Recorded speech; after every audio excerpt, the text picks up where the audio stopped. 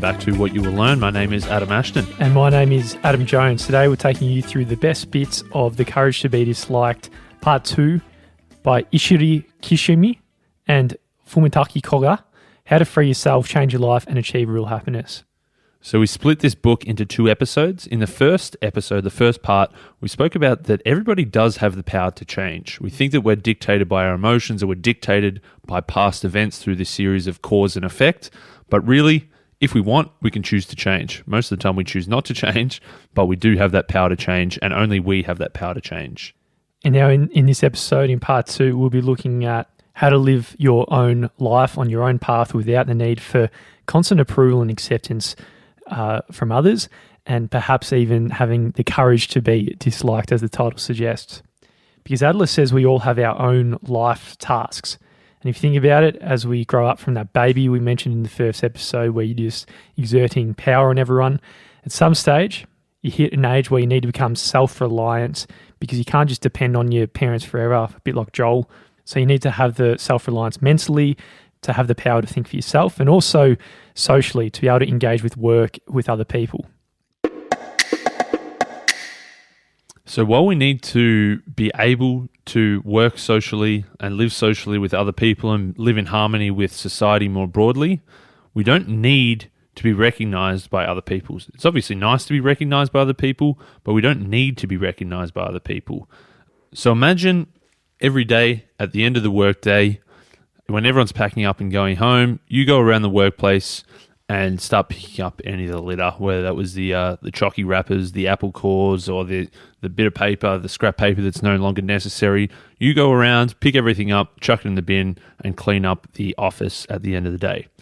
Now, the thing is, no one really seems to notice. No one gives you appreciation for what you do. No one gives you a pat on the back. No one says, thanks, mate. Are you going to keep doing that task? You probably, well, no, I wouldn't. You do it if you're going to get a pat in the back from the boss, but if no one's there, you're probably going to stop. But this is the danger of recognition. It's that a lot of us, we seek recognition from others, and really this is the thing driving all of our actions. Yeah, so getting recognition from others is not a bad thing. It's obviously nice to be recognized or praised, but the need for recognition is a bad thing. If we're only doing something because we think somebody else is going to appreciate it, then we're not going to do it, obviously, if nobody else appreciates it.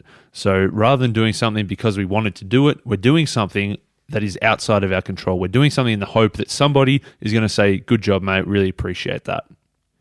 So if you're living your life all the time just to fulfill the expectations of others and only doing things when other people are watching and just to please them, you got to question yourself. If you're not living your life for yourself, then who is going to live it for you? You're actually not really living your own life.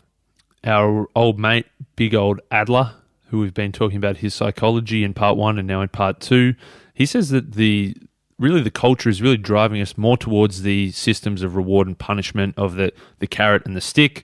We think both in the schooling system and also in the more traditional workplace, we think that, if no one's going to praise me, I'm not going to bother taking this appropriate action. And obviously, by the same token, if no one's going to punish me, it doesn't really matter if I do some dodgy stuff because I'll get away with it. No one really cares at the end. If we're living only due to the rewards and punishments around us, we're going to act against what we should be doing. Let's say your child is having a really hard time studying. He's not paying attention to anything in class. He's not doing his homework, leaves his books at school. Imagine you're the parent. What are you going to do as the father? For a lot of people, the answer, of course, is to go out there and do everything you can to help him out. It might mean hiring tutors, making him go to the study centre on the weekends, even if you have to drag him kicking and screaming out of the room, because this is the parent's duty. This probably happens to a lot of people as kids. The parents really trying their best to make the kids successful and forcing them in different ways to get there. But of course, if you as the student trying to learn under this authoritarian regime with the whips cracking if you don't do the right thing, really, are you going to enjoy studying? Definitely not. Are you actually going to learn anything? Almost definitely not as well. You're going to learn to hate this. You're going to try to rebel against this. You're going to try to push away from this as much as you possibly can. And of course, the effect is actually going to be the opposite. While the parent wanted you to do better in school, you're actually probably going to end up doing worse. This exact Same story actually came up quite recently for a friend of mine. His family friend was I remember him being touted as the next big genius, IQ off the charts in like grade 6 and year 7, doing these English essays that would just blow everyone away. But of course, the parents really tried to force him down that road and keep on going. And now he's in year 12 and the love for learning is completely gone. And he's actually really struggling at school. And you could say it was the parents who were very counterproductive in trying to make the kid successful, but did exactly the opposite and put him in a pretty bad position now. So whenever you come up against a situation like this, it's important that we consider from this perspective, whose task is this? And this is one of the core tenets of Adlerian psychology, that in general, all problems are interpersonal relationship problems, and all interpersonal relationship problems are caused by people intruding on other people's tasks, or, of course, having your own tasks intruded upon by someone else. So what we actually need to do is separate the tasks, work out what's your task, what's my task, let's stick to our own tasks. There's actually a very simple way to distinguish between whose task it is to answer that very question. It's quite simply, who is ultimately going to receive the end result brought about by a choice that is made on this? Now, if you think about that child, the child who chooses not to study, ultimately the end result of that decision is going to be the child itself. So they're not going to be able to keep up in class. They're not going to get good grades. They're going to be struggling. They're going to be clawing their way to try to keep up with everybody else. And ultimately, the child suffers as a result of the decision, not the parent. Of course, maybe the parent might think they might suffer socially because they want to show off how good their kid's grades are. But at the end of the day, it's the kid who bears the results of this decision, not the parent. And because it's the kid who bears the results, it means it's the kid's task, meaning that the kid is the one who gets to choose whether to study or not the parent. So it's really not the parent's responsibility whatsoever. But from their perspective, they may be trying to just fulfill their own goals. This is quite common, that for them, the child really affects their appearance to how they sit in society. And because of this, they need this desire for control. So the kid is molded in a certain way to make the parents look a bit better. But when they're doing that, obviously they're meddling with the kid's tasks. Exactly. That's when you creep into the territory of the parent hiring the tutors and the music lessons, the piano lessons, the violin lessons, the dancing lessons, the soccer practice, the basketball practice, Spanish the cricket at practice. 3. Yeah, that's it. I used to think I was going to be one of those parents who's making a bloody superstar. Running the show. Yeah. But of course, so that's the parent trying to insert themselves and assert their dominance over the child, when really that's the child's task. It's up to the child if they want to learn music. It's up to the child if they want to play sports. The parent probably thinks, oh, look, it's for your own good. You might hate it right now, but if I push you into doing these things, eventually you're going to enjoy it. You're going to look back and think, well, that was a good decision in the end. But really that doesn't work out, because all it is the kid thinks, oh my goodness, you're encroaching on my tasks. The kid's just going to get pissed off and rebel. Absolutely. So as a parent in this situation, or if you're just trying to help anyone in general, yes, you can obviously give all the assistance you can. Just support him in any way you can, but it's a real fine line between that and encroaching on the tasks. There's that old metaphor. You can get your horse from the stable. You can lead it all the way to water. Obviously, the water is going to help the horse live and thrive. But once it gets there, it's not up to you to just grab the horse's head, wrestle it down, and just it'd be pretty tough task in itself to get it down into the water. But you can't force the horse to drink when it's there. Exactly. So you can lead the horse to water, but you can't make it drink. The same goes here. You can make it as easy as possible and offer as much assistance as you possibly can to help your child study, or to chauffeur your kid around from their music lesson to their soccer practice.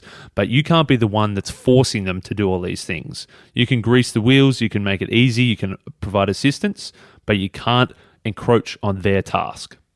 So the important thing here from the parent, or in a more broader context, the person just helping someone, the child needs to feel he can consult frankly with his parents when he's experiencing a dilemma, and then that invites the parents in. So if there's enough trust built in their relationship, then the child will feel comfortable and say, hey, mum, hey, dad, I'm actually struggling with this. And then from there, you can actually come in and support. So obviously this is just one very small example of you want your child to study harder and you try to force them into it. But of course, this same lens can be applied to all different things in life. So if you really look at most of your relationship strains, it probably does boil down to the fact that someone's crossing over with tasks. Either you're stepping on their task or they're stepping on your task. If you think about you've got a micromanager of a boss, the boss is trying to dictate exactly what you do at all times of the day to make sure you get your reports done and make sure that the clients are happy, you're going to get pretty ticked off because you think that that's your task to run all that. And the boss thinks, well, I'm going to try to make sure that you do what's in your best interest and what's in my best interest. And of course, by the boss crossing over into your tasks, you're going to be pretty pissed off at that boss. I think this is very common when you're reading books and the first whole bunch of books you read, you're just absolutely blown away by what you might come across. But then, of course, when you go up to someone else and you try and tell them about all the awesome stuff you've learned and how it might help them, and you give them the book and you encroach on them, I think we've both experienced this. When you actually try and encroach on them to that extent, you're going to absolutely turn them off reading the book. You're almost better off just, hey, here's a book I bought for you, see what you think kind of thing. Because at the end of the day, you can provide all the support you need, but it's really on them to make the change that they need in their life, and there's no way you can force it upon them. Let's imagine another scenario. This is one where you announce to your parents what you want to do with your life, and they are vehemently opposed to your choice. So maybe let's say you want to become a librarian. Your father starts ranting with you, saying there's no future in libraries. Your mother has tears in her eyes, thinking, what did she do wrong? I don't know the last couple of weeks, we've really hung shit on parents, haven't we? It seems like they can really mess you up. But with your parents actively disapproving of your decision to become a librarian, what are you going to do? Do you want to continue down this path and continue to upset your parents? Or is it just easy to say, okay, well, maybe it was a nice dream, but I'll just cop it and I'll just follow dad into the family business, or I'll follow the advice that mum gave me and take on whichever career path she wants me to take on? Well, taking in Adlerian psychology, their emotions of not approving you, that's your parents' task. It's got nothing to do with your task. So it's something that you should really not worry about whatsoever once you've done the separation of tasks. Yeah, that's interesting. So it's your task is choosing what you want to do, and then their task is reacting to your choice. So they can't, I don't say can't, they shouldn't be trying to dictate your choices, and you shouldn't be trying to dictate their reactions. If you've done the proper separation of tasks, you stick to your task and they stick to their task, everyone's relationship is going to be a lot better. And this is all we can do with our own life. We can just keep choosing the best path that we believe in. Along the way, you can get people be pissed off and agitated and everything like that. But this is where the courage comes into it. You need to have that courage to make the choices for yourself and choose the path that you think is best, in a sense, separating out other people's tasks, which is their reactions. You shouldn't be making your decisions based on worrying about how you're going to look in front of others. You shouldn't be making decisions based on how you're going to be judged. You shouldn't be making decisions because of your constant need or your constant craving for recognition. As the great Adler says, you should actively cut yourself off from their tasks because other people's reactions are their tasks, and just focus on your own. Let's take another example. You're a chippy, you've put together a house, you framed it up, then a week or two later, the boss comes down, the foreman, and starts nitpicking at your work, questioning the quality, and he's actually kind of irrationally quite angry at you. And all these reasons are unreasonable, you know it, and your colleagues know it. Then the foreman goes and you start just bitching about the boss to everybody at the work site. So looking at it through the lens of Adlerian psychology, if you're just bitching about the boss to everybody because deep down you really prefer recognition from the boss, what you're really saying is, I don't want to work, so I'm going to create an awful boss. And you might use this as negative fuel going forward. Yeah, again, that ties back to what we spoke about in part 1 about the difference between aetiology, which is the cause and effect, and teleology, which is saying that you're creating, I guess, based on your goals. So the aetiology is saying, oh, your boss yelled at you, so you get annoyed, so then you get in a bit of a hump and start gossiping and you don't work anymore. But the teleology response is looking at it from the different angle, saying that, well, actually you preferred not to work, you preferred to slack off and have a half an hour in the break room and get in a bit of a hump. So that's when you decided to paint your boss with this awful brush. So let's say if you looked at it this second way, and this is by separating the task, and in this sense, the boss venting unreasonable anger at you, it's really not your task whatsoever. The unreasonable emotions that really tasks for him to deal with, and it's got nothing to do with you. So there's no need to either get cozy with him or yield to him or bow down or anything, because you should be thinking, what I should do is face my own tasks in my own life without lying. So we all suffer in interpersonal relationships, and at the end of the day, it really boils down to the fact that somebody has crept over onto somebody else's task, whether that's a parent, a sibling, a friend, or your workplace relationships. The only way to solve these problems is to first ask, whose task is this? So who is going to get the benefit of this action or this decision? And of course, then the second step is, once you know whose task it is, separate the task completely. Keep your tasks as your tasks and keep their other people's tasks as other people's tasks. You shouldn't intervene in their tasks, and of course, don't let anybody intervene in yours.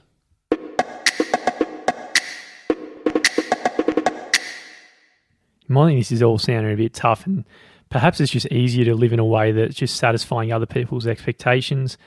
For example, just running along the tracks that your parents laid out and fulfilling their expectations, because it's easier, you're off the hook, and now they're in charge of how things play out and not you.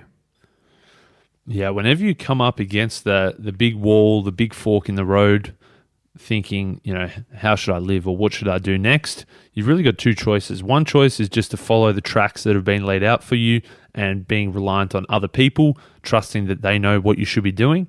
The other path is to make that decision for yourself. And of course, that one's going to be a lot more difficult, because if you don't know where you're going, you think you know where you're going, you're going to have a crack at making your way there. Of course, from time to time, you're bound to get lost.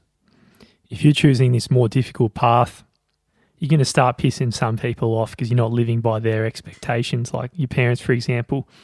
And you might think that you want to go through life not being disliked by anyone, but let's just question this, whether it's better to live life being disliked or liked by everyone.